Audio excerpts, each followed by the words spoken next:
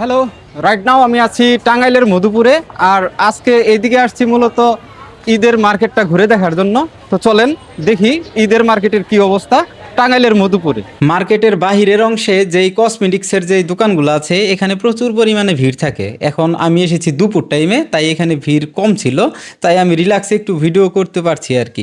আর এখানে হচ্ছে এই পাশে সারি সারি সব হচ্ছে জুতার দোকান, এখানে সব জুতা বিক্রি হয়।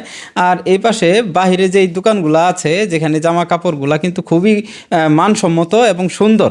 কারণ মার্কেটের ভিতরে যেই জামাগুলো যেই দামে বিক্রি হয় আর বাহিরের সাইডটায় তার থেকে কিন্তু অনেক কম দামে বিক্রি হয়, এবং জিনিস কিন্তু একই, অথচ ভিতর থেকে গেলে একটু বেশি দাম পড়ে, এখান থেকে একটু কম দাম পড়ে, এরকমই আর কি।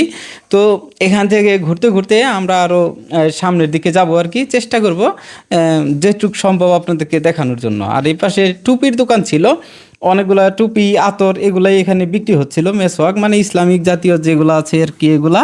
আর এখানে একটা জায়গায় দেখতেছিলাম স্ট্রবেরি বিক্রি করতেছিল। তো ঘাটালের পরে মধুপুরে স্ট্রবেরি এরকম সচরাচর বিক্রি করতে দেখা যায় না, তো আজকেই দেখলাম আর কি। আর এখানে মার্কেটের ভেতর দিকে ঢুকতেই দেখি এখানে ভিড় মোটামুটি দুপুর টাইম, তারপরেও মোটামুটি ভালোই ভিড় ছিল।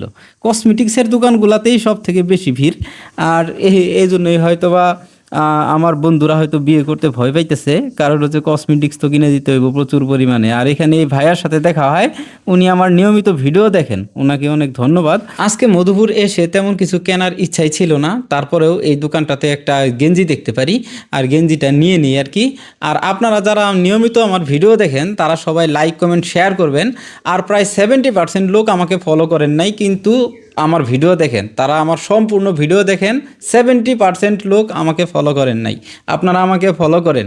আমি আপনাদেরকে কথা দিচ্ছি, আমি আপনাদেরকে খুব ভালো কিছু আউটপুট দেব, কারণ আমি খুব তাড়াতাড়ি আমার 3 নাম্বার মিশন শুরু করতেছি। আর সেটা কি ধরনের মিশন হবে সেটা অবশ্যই আপনারা দেখতে পারবেন সবাই।